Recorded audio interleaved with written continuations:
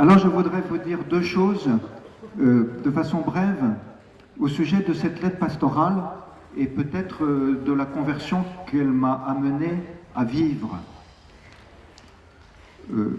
Premièrement, ce qui m'a semblé pour moi très consolant, très parlant pour moi ou même interpellant pour moi, c'est la lecture des propositions. Et j'ai tenu à mettre dans la lettre pastorale, pas simplement les orientations, mais aussi de citer le plus possible les propositions. Et je vous invite à être attentif aux propositions qui viennent de je ne sais pas qui, mais qui viennent d'un chrétien, je ne sais pas d'où il vient, dans le diocèse, peu importe. La matérialité des propositions que j'ai reçues était extraordinairement diverse. Je dis bien dans la matérialité de la feuille de papier et de l'écriture. Et cette matérialité, pour moi, signifiait la variété extraordinaire des chrétiens du diocèse. Bien sûr, je ne suis pas le seul parce que j'ai réuni une équipe de 25 pour lire ces propositions, cette équipe m'a aidé à relire, mais c'est impressionnant de voir comment c'était rédigé. Et ça dit bien cette diversité extrême. C'est pas l'élite, et c'est pas que les pauvres, c'est tout le monde.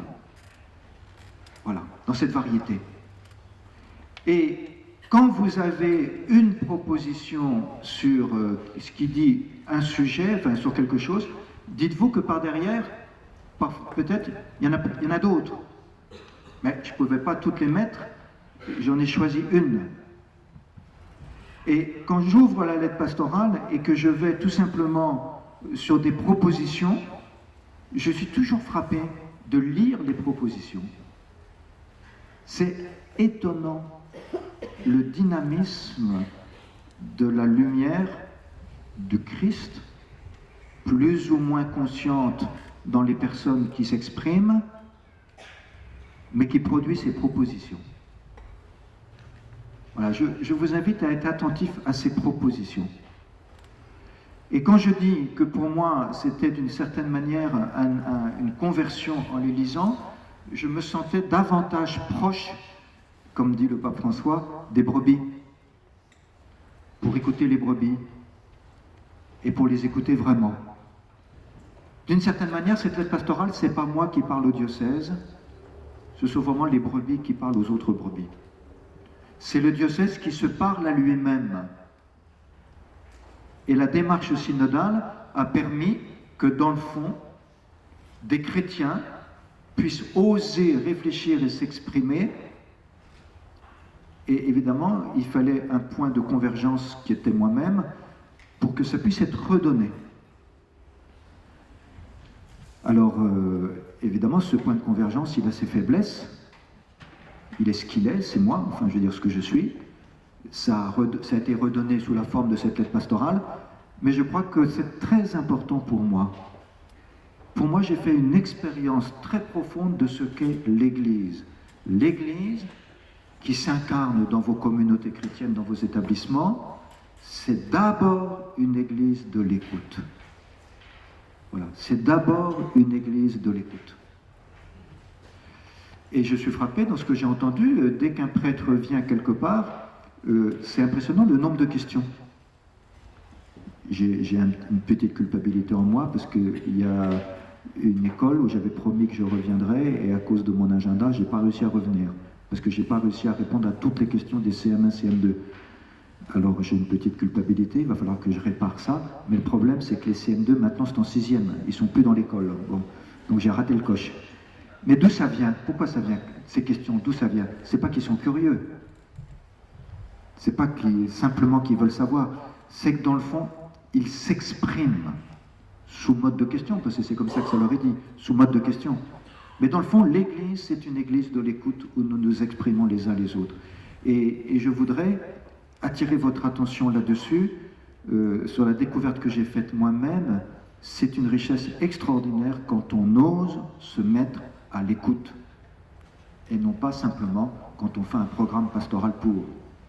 Voilà, se mettre à l'écoute.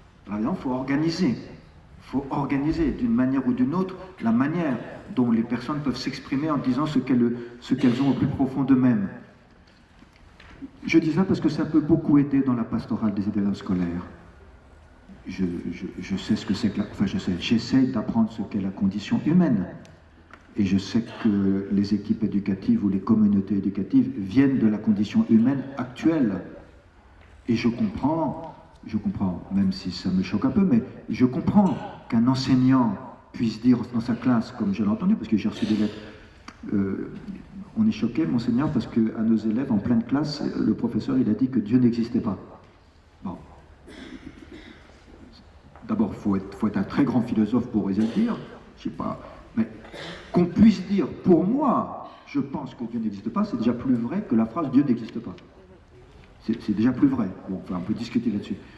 Mais je comprends qu'il y ait des difficultés avec des enseignants, ou avec certaines personnes, ou avec certaines familles, ou parfois même qu'il y ait d'autres religions. Je comprends qu'il y ait ces difficultés. Voilà. Je ne veux pas les majorer, mais je ne veux pas les ignorer. Et la pastorale doit se frayer un chemin, non pas avec ruse et habileté, mais elle peut se frayer un chemin si nous comprenons que l'Église, c'est d'abord une communauté de l'écoute, où nous osons nous écouter les uns les autres.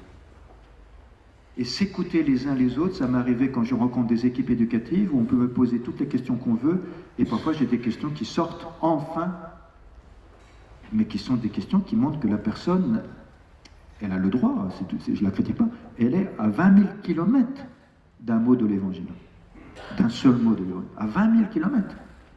Elle a le droit d'être à 20 000 kilomètres, mais elle a le droit d'être écoutée. Et je vous dis ça parce qu'il me semble que cette expérience que j'ai faite moi-même de l'écoute dans la démarche synodale, dans le recueil des 4500 propositions, pour les écouter, pour me mettre avec une plume à la main et écrire ma lettre pastorale, c'est une expérience qui m'a beaucoup réjoui, qui m'a conforté, et je peux vous dire, simplement, c'est que quand j'ai dit qu'il y aurait une lettre pastorale et qu'on ferait une démarche synodale avant la lettre, je n'avais aucune idée de ce qu'il y aurait sur la lettre. Je n'avais pas la moindre idée de ce que j'écrirais. Mais j'étais très heureux d'écouter. Je vous donne cette petite conséquence que j'ai vécue moi-même sur cette lettre pastorale. Le pape François l'a dit de façon très forte en 2015. Voilà, l'Église est une Église de l'écoute. Voilà. D'où cette phrase dans l'Évangile de Saint-Luc, faites bien attention à la manière dont vous écoutez. C'est pas facile d'écouter vraiment. Et de créer les conditions où nous pouvons nous écouter les uns les autres. Et c'est ça qui fait évidemment une équipe, ce que j'ai entendu sur Redon, où on partage ensemble l'Évangile. Pour partager l'Évangile, il faut être en capacité d'écouter pour que chacun puisse parler en toute confiance. C'est pas facile l'écoute, ce que j'appelle personnellement l'écoute virginale. C'est-à-dire, il n'y a pas d'idée préconçue dans ma tête. Il y a quelque chose de vierge dans ma tête, dans mon cœur. Je peux vraiment écouter l'autre. Parce que l'autre ne se sent absolument pas jugé, étiqueté ou catalogué, que sais-je. Ça, c'est un premier point. Mais du coup, l'écoute des élèves. Voilà, des lieux d'écoute pour les élèves. Ça me paraît très important. Le deuxième point que je voudrais dire comme fruit de cette lettre pastorale, que j'entends, que j'ai écoutée, la joie, le désir, la certitude, mais pas la certitude comme on a des certitudes impavides qui font que tous ceux qui n'ont pas des certitudes sont des idiots. Non, c'est cette certitude au sens où Saint Paul, Alain, il faut me pardonner, je vais parler de Saint Paul, où Saint Paul parle du mot assurance. Voilà. C'est une certitude intérieure. Je ne peux pas faire comme si je n'avais pas la foi. Je ne peux pas.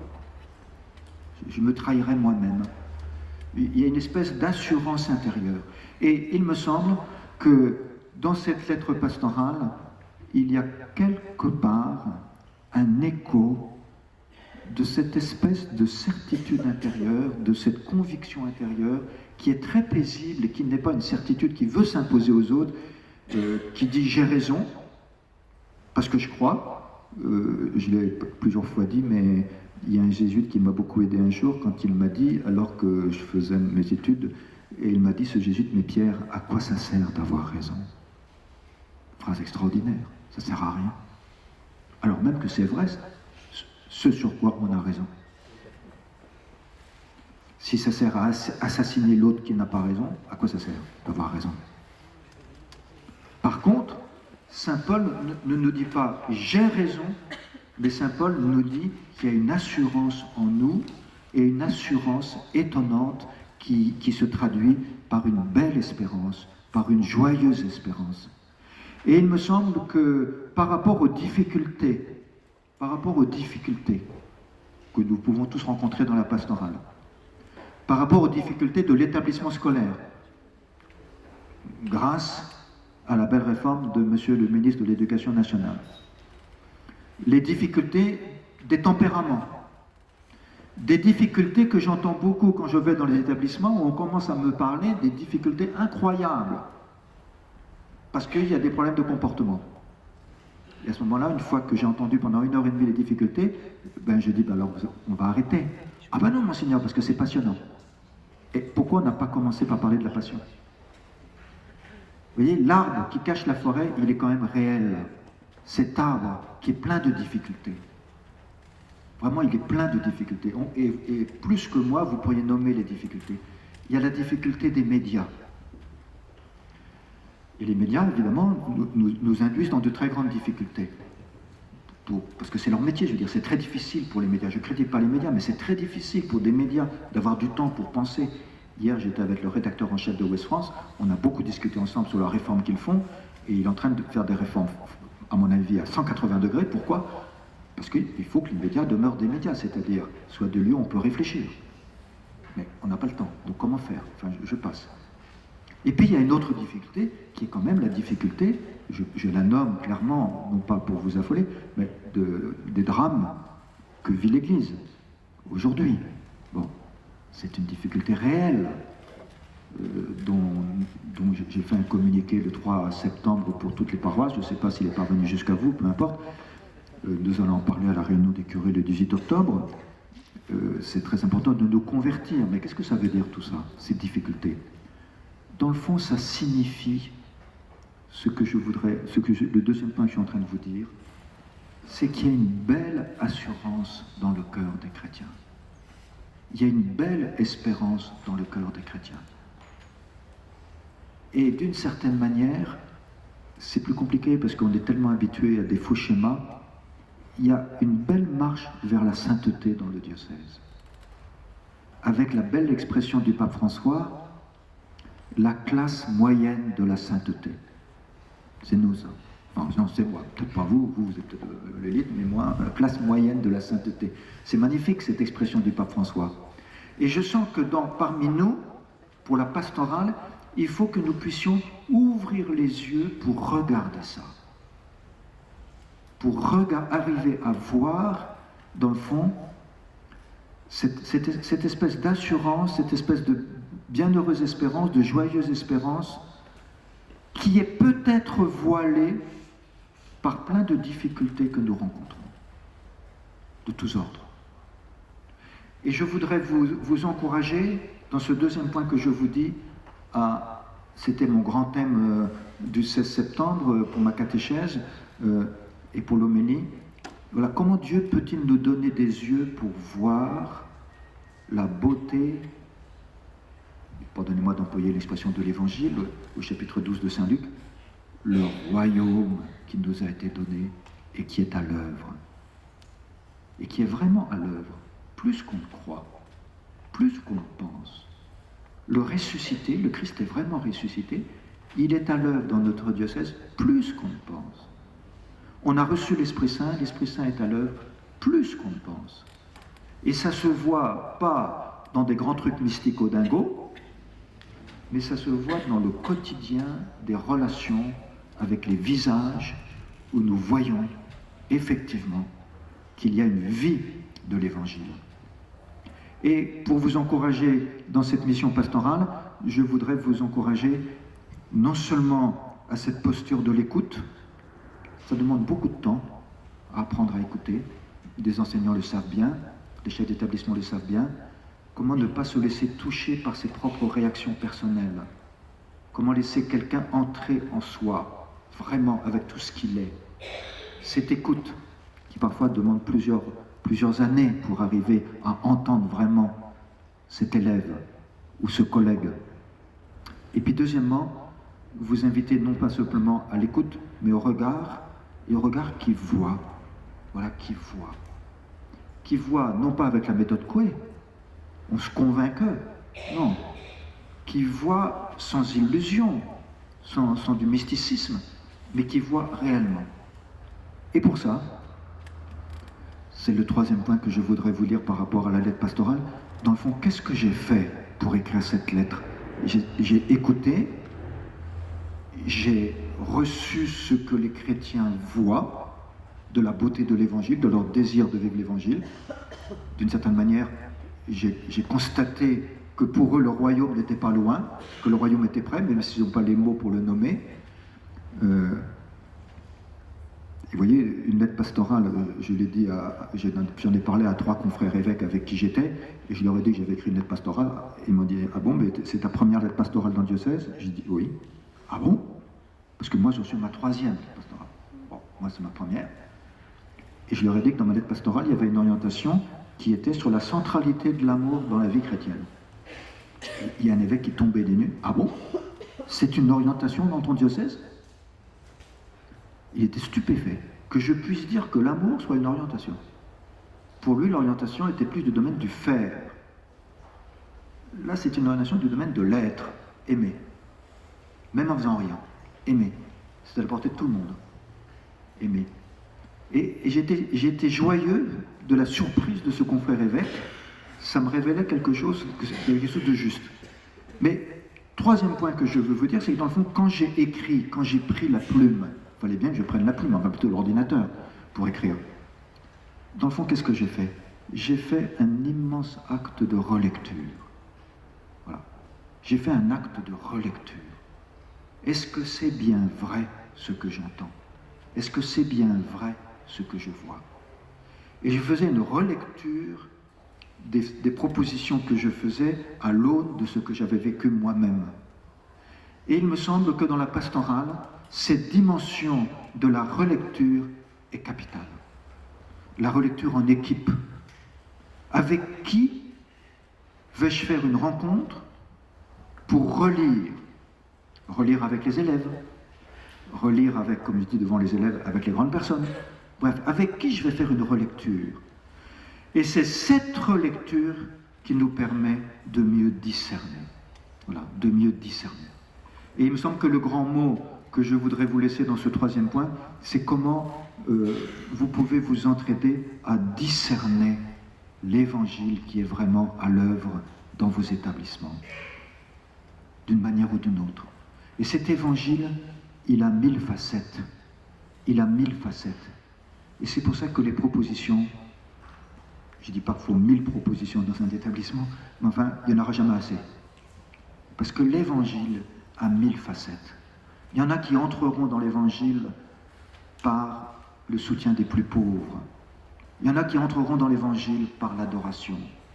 Il y en a qui entreront dans l'évangile par la lecture des évangiles. Il y en a qui entreront dans la foi par le questionnement provoquant. Voilà. Je ne comprends pas, comme m'a dit dans un collège, c'était quand même extraordinaire. Alain en est témoin, mais cette question m'a tellement frappé. Monseigneur, devant tous les autres, au 4e je crois, Monseigneur, à quoi ça sert de vivre puisqu'on va tous mourir? Vous savez, quand vous entendez ça, j'ai pas la réponse toute faite. C'est pas dans mon catalogue des questions pour lesquelles j'ai la réponse. Mais c'est extraordinaire qu'un 4e pose une question comme ça. Je ne sais pas si c'était provoquant ou pas. En tout cas, c'est une question admirable. Ou encore une autre question. Seconde, dans un lycée. Monseigneur, heureusement que j'avais la cartouche pour répondre, vous allez voir. Monseigneur, moi, j'arrête de croire parce que je voudrais faire de la science plus tard. La science, ça me passionne et je ne peux pas être scientifique et être croyant, alors j'arrête de croire. Qu'est-ce que vous en pensez? J'ai sorti le joker. C'est formidable. Je suis d'accord avec toi, parce que moi j'adore les sciences et j'ai fait des études scientifiques et je suis devenu évêque. Alors là, il était scotché. Bon. quel que soit le mode, quelle que soit la manière dont la pastorale est organisée, toutes ces facettes permettent à chacun de rentrer. Mais pour ça, il faut de discernement. Voilà, il faut relire. C'est pas parce qu'il y a du refus apparent qu'il n'y a pas une avancée dans la foi. C'est pas parce qu'il y a un isolement et une provocation qu'il y a un refus de l'évangile. C'est pas parce qu'il y a beaucoup de prières qu'on progresse dans la vie chrétienne.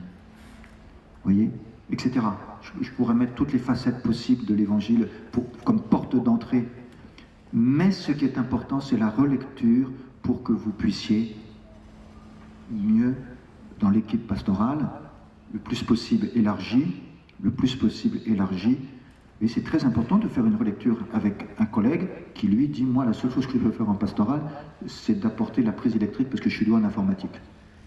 Mais ne me demandez pas autre chose. Parce que je ne crois pas. Bah, pourquoi pas faire une relecture avec lui? Peut-être qu'il va relire que, ah oui c'est vrai, quand les jeunes reviennent de Cap, il y a un plus dans l'établissement. Il y a quelque chose qui se passe dans l'établissement. Et je termine en vous citant simplement cette phrase du pape François, qui est tirée, comme vous l'avez très bien compris, de la joie de l'Évangile. Et cette phrase du pape François me semble, je trouve, très intéressante. Il va citer un grand évêque de France, qui est un évêque de Lyon, Saint Irénée.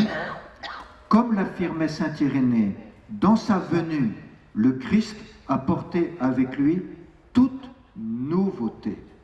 Il peut toujours, avec sa nouveauté, renouveler notre vie et notre communauté. Et même si la proposition chrétienne traverse des époques d'obscurité et de faiblesse ecclésiale, elle ne vieillit jamais. Elle ne vieillit jamais.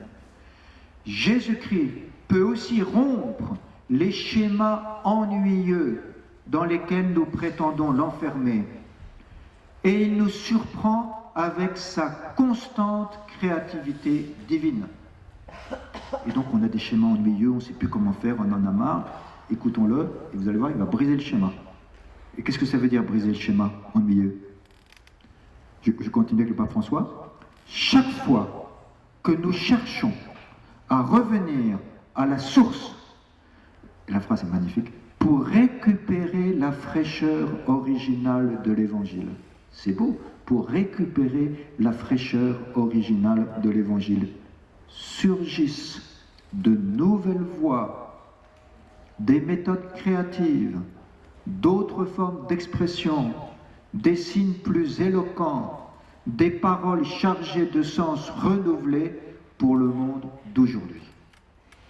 En réalité, toute action évangélisatrice authentique est toujours nouvelle, entre guillemets, nouvelle. C'est le numéro 11 de la joie de l'Évangile. Ainsi, en vous remerciant beaucoup pour tout ce que vous faites pour la pastorale dans vos établissements, méditez bien sur le fait que l'Église est une Église de l'écoute. Méditez bien sur le fait que l'Église est une Église qui voit le royaume au sein même des difficultés et que ce regard est un regard très important et que nous pouvons mieux entrer dans ce regard s'il y a une relecture qui nous permet de discerner. Et alors, récupérez, mes amis, la source originale de l'Évangile, et alors vos créativités qui m'émerveillent vont continuer à m'émerveiller, à faire votre joie et à faire la joie des enfants. Je vous le dis bien simplement, pour moi, un seul enfant, un seul jeune, un seul qui découvre le Christ, ça n'a pas de prix.